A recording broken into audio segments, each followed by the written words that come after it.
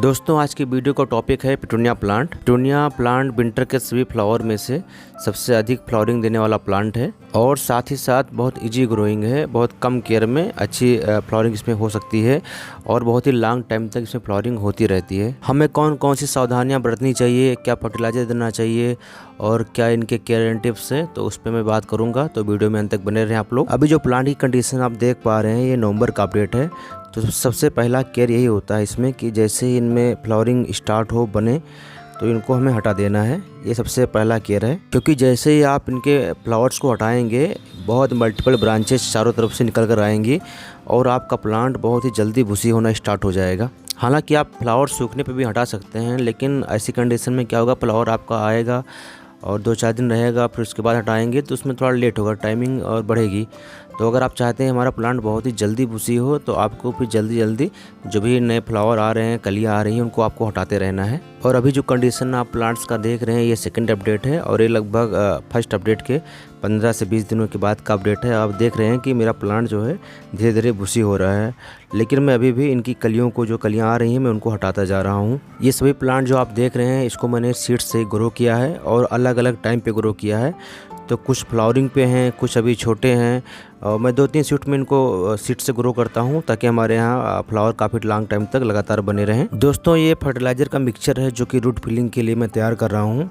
अब root filling क्यों ज़रूरी है ये हम बताएंगे अभी बाद में। पहले हम बताते हैं कि हम इसमें क्या क्या जो है मिक्स कर रहे हैं। तो दोस्तों रूट फिलिंग का मिक्सचर बनाने के लिए मैं यहाँ पर यूज कर रहा हूँ लगभग 8 kg गोबर की खाद और उसमें मैंने डाला है सागर का, जो कि दानेदार फॉर्म में आता है।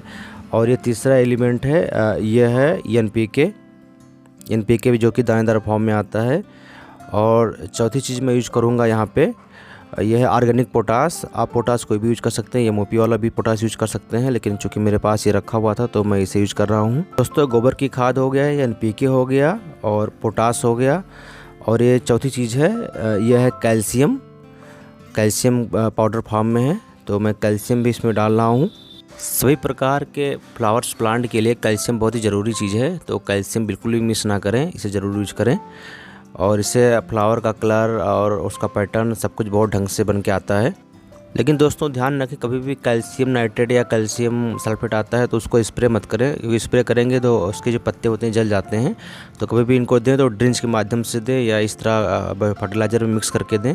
और ये अगला आइटम है MgSO4, इसे इप्सन साल्ट भी कहते हैं और इप्सन साल्ट का यूज प्लांट के ग्रोथ के लिए किया जाता है। अगर आप प्लांट का अधिक से अधिक ग्रोथ करना चाहते हैं तो इप्सन साल्ट को ड्रिंच के माध्यम से या स्प्रे के माध्यम से देंगे तो प्लांट का ग्रोथ बहुत ही स्पीड से होता है। इन सभी फर्टिलाइज़र को अच्छे से मिक्स करके हमको फिर रूट फिलिंग का काम करना है। अब आप ये प्लांट देख रहे हैं और दोस्तों आप लोग यहाँ पर साफ साफ देख सकते हैं कि फ्लावर ना लेने का रिजल्ट क्या है, मेरा प्लांट कितनी जल्दी भूसी हो रहा है। और मैं अभी भी रूट फिलिंग से पहले इनके सारे फ्लावर्स को हटा दे रहा हूँ, जो भी कलियाँ हैं, फ्लावर्स हैं, सबको मैं हटा दूंगा और इसके बाद मैं रूट फिलिंग करूंगा। दोस्तों अब हम बात करते हैं कि रूट फिलिंग ज़रूरी क्यों है। आप देख रहे हैं कि जैसे जैसे मैं इनको पिंच कर रहा हूँ, इनके फ्लावर्स को हटा रहा हूँ, नंबर ऑफ ब्रांचेस प्लांट में बढ़ती जा रही है। तो जब नंबर ऑफ ब्रांचेस बढ़ेगी प्लांट में तो नई ब्रांच आएगी, इनको फिर जल्दी से बड़ा होने के लिए इनको और खाना चाहिए और भोजन चाहिए।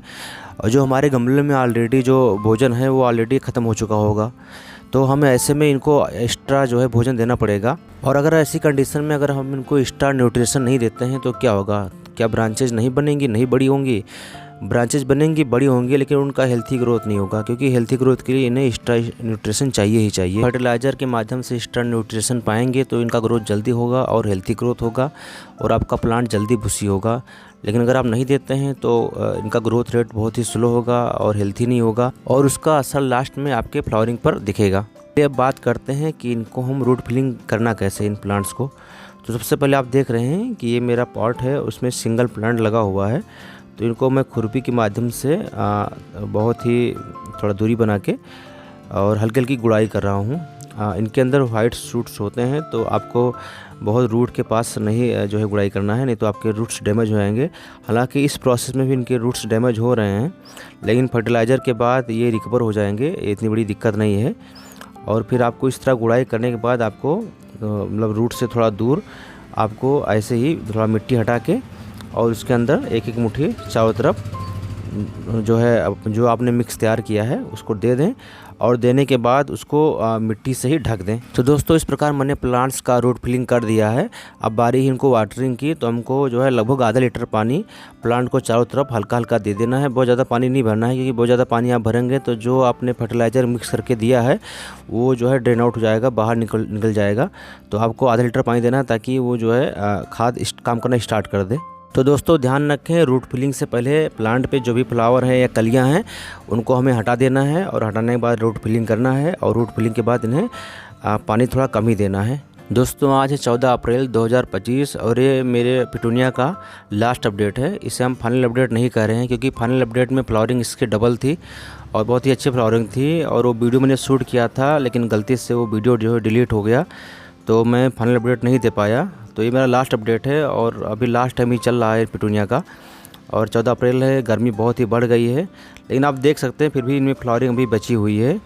और अगर आप फाइनल अपडेट देखते तो आपको बहुत मज़ा आता है, क्योंकि बहुत फ्लावरिंग थी इनमें। जब मैंने मॉर्निंग में जो है वीडियो एडिट करना शुरू किया तो मुझे फिर वो वीडियो ही नहीं मिला जो फाइनल अपडेट का था, तो फिर मैंने लास्ट वीडियो ही जो है डाला, आज ही शूट करके डाला है ये वीडियो।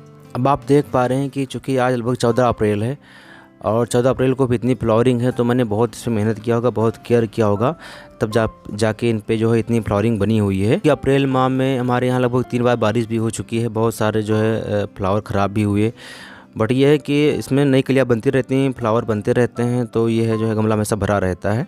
अगर देखा जाए तो काफ़ी लॉन्ग टाइम से फ्लावरिंग हो रही है, क्योंकि हमारे यहाँ लगभग जो है मुझे याद है कि 15 जनवरी के आसपास इनमें जो है फ्लावरिंग पूरी भर के आ गई थी, और 15 जनवरी से 15 फरवरी, 15 मार्च, 15 अप्रैल लगभग 3 महीने होने वाले हैं, और 3 महीने से इसमें जो है अच्छी फ्लावरिंग है। हालांकि ये फ्लावरिंग अब कम हो गई है, बट फिर भी जो है आप देख रहे हैं फ्लावरिंग ठीक ठाक ही है, मतलब नॉर्मल किसी घर में अगर लगे होंगे तो उनसे तो ठीक ही है, बहुत बेकार नहीं है फ्लावरिंग अभी।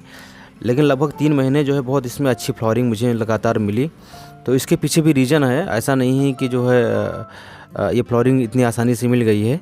एक बार जैसे ही आपका पार्ट पूरा फ्लावर से भर जाएगा तो उसके बाद उसको कंटिन्यू रखना, मतलब लॉन्ग टाइम तक कंटिन्यू रखना भी अपने आप में एक केयर है। अगर उसको आप फॉलो नहीं करेंगे तो फिर इस तरह की फ्लावरिंग आपको लगातार नहीं मिल पाएगी, क्योंकि जो है इनका नेचर होता है कि जैसे ही इनके अंदर फ्लावरिंग होती है तो हर फ्लावर में सीड पॉट बनता है, उसके अंदर सीड्स बन जाते हैं, और जैसे ही सारे सीड्स पकेंगे तो ये प्लांट आपका अपने आप सूख जाएगा। तो यहाँ पे ज़रूरी हो जाता है कि हमको इसके केयर टिप्स पता होने चाहिए कि इनको हमको कैसे जो है संभाल के रखना है, ताकि ये लगातार फ्लावरिंग करते रहें और प्लांट हमारा बचा रहे। चलिए अब बात करते हैं वो सारे जो है केयर टिप्स जिनके वजह से ये प्लांट हमारे बचे हुए हैं, जबकि जो है अप्रैल का मिड चल रहा है, गर्मी बहुत ज़्यादा बढ़ गई है और लोगों के इसमें फ्लावर आपको नहीं दिखेंगे, लेकिन हमारे यहाँ छत पे जो है सेकंड फ्लोर के ऊपर है और इतने फ्लावर जो है अभी भी खिल रहे हैं। तो इसका कारण क्या है, तो उसी पे हम बात करेंगे डिटेल से।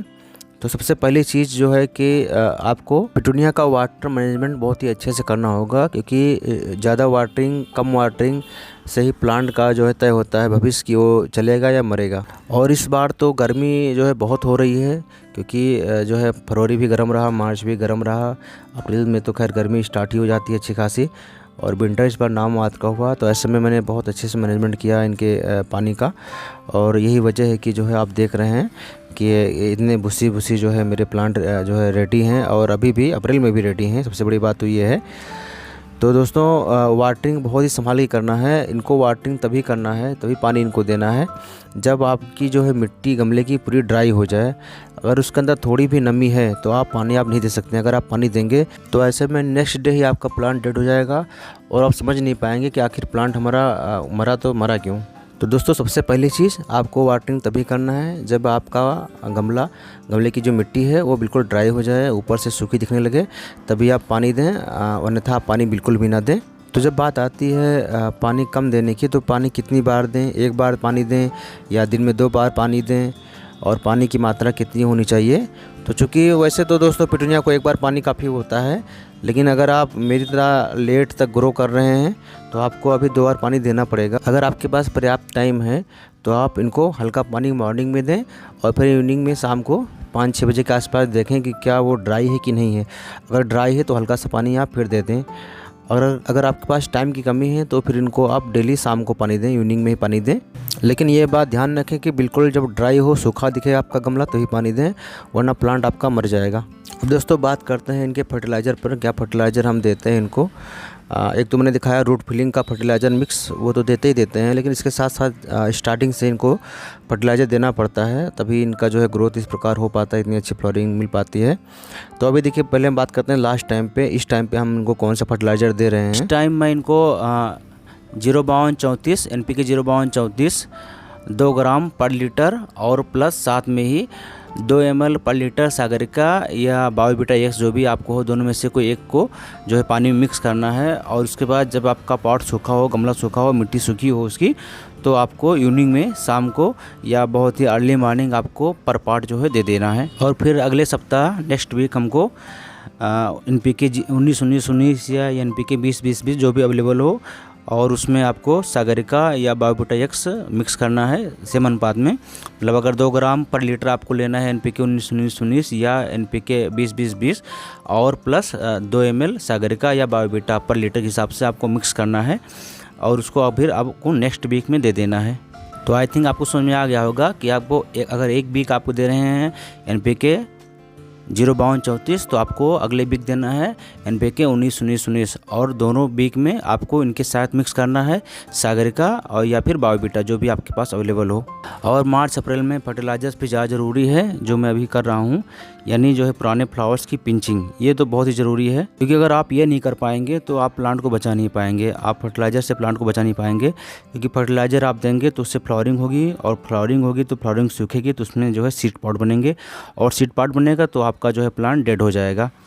तो आपको जो भी सूखे फ्लावर हैं उनको आपको हटाते रहना है। और ये काम आप अगर आप चाहते हैं कि आपके यहाँ मेरी तरह ही अप्रैल में इस तरह पिटूनिया लगी रहे, तो ये आप काम को डेली करना है। अब इसके लिए आपको समय निकालना ही निकालना पड़ेगा। तो सबसे बड़ा अगर काम देखा जाए तो गर्मियों में पिटूनिया को बचाने का यही है कि इनके जो सूखे फ्लावर हैं इनको आपको हटाना है। अगर आप नहीं हटाएंगे तो सीड्स बनेंगे और आपका प्लांट डेड हो जाएगा। और स्टार्टिंग में फर्टिलाइजर में इनको NPK 19-19-19 या 20-20-20 और उसमें सागरिका या बायोविटा कुछ भी एक मिक्स करके, और हफ्ते में 2 बार देना है। एक बार स्प्रे करना है, एक बार ड्रिंच करना है। जब ड्रिंच करें तो उसमें जो है MgSO4 यानी एप्सम साल्ट भी मिक्स कर लें, NPK 19-19-19 और सागरिका या बायोविटा और प्लस एप्सम साल्ट मिक्स करके इन पे जो है स्प्रे करें। तो स्टार्टिंग में आपको ये फर्टिलाइज़र देते रहना है, और साथ ही साथ पिंचिंग करना है। जितना अधिक पिंचिंग करेंगे उतना ज़्यादा जो है ग्रोथ होगा प्लांट का, उतना ही बुशी होगा, और उतनी अधिक फ्लावरिंग आपके प्लांट पे देखने को मिलेगी। नॉर्मली फरवरी के स्टार्टिंग सीजन में फ्लावरिंग लेना लोग स्टार्ट कर देते हैं। तो जब आपको लगे कि हमको फ्लावरिंग लेनी है तो फिर आपको जो है फर्टिलाइज़र चेंज कर देना है, और फिर उसके बाद पिंचिंग बंद कर देनी है। और पिंचिंग वही करनी है जो फ्लावर जो है सूख गए हैं, सूखे फ्लावर को हटाते रहें और फर्टिलाइज़र देते रहें, पानी पे कंट्रोल रखें, तो आपके यहाँ ये बहुत अच्छे से खिलते रहेंगे। ये तो अपडेट कुछ भी नहीं है, क्योंकि मेरा जो फाइनल अपडेट था वो तो डिलीट हो गया, वरना आप देखते तो आपको बहुत अच्छा लगता। और दोस्तों पिटूनिया में बीमारी कोई आती नहीं है, तो उसके लिए आप कुछ भी फालतू का यूज ना करें, पैसे खर्च ना करें, और कोई बीमारी इसमें लगती नहीं। मैं बहुत साल से ग्रो कर रहा हूँ, मैंने कभी कोई दवा इस पर जो है नहीं डाला है, तो उसके लिए आप बिल्कुल जो है कोई टेंशन ना लें। और बस आप पानी पे, फर्टिलाइज़र पे कंट्रोल रखें, पिंचिंग करते रहें और सूखे फूलों को हटाते रहें, तो आपके यहाँ लॉन्ग टाइम तक फ्लावरिंग जो है अच्छे से करता रहेगा, और आप पिटूनिया का आनंद जो है 2-3 महीने 4 महीने तक बहुत आराम से ले सकते हैं। दोस्तों पिटूनिया की स्टार्टिंग में हम सरसों की खली का लिक्विड फर्टिलाइज़र भी यूज़ करते हैं, और वो काफ़ी हेल्पफुल होता है फास्ट ग्रोथ में। लेकिन ध्यान रखें उसको देते टाइम जब भी दें तो उससे पहले हम चेक कर लें कि हमारा जो सॉइल पूरी तरीके से सूखा होना चाहिए गमले का। अगर थोड़ी भी नमी है तो उसको मत दें, वरना जो है प्लांट आपका डेड हो सकता है, क्योंकि फंगल प्रॉब्लम आ जाती है प्लांट में। तो दोस्तों आज के लिए इतना ही। Thank you for watching.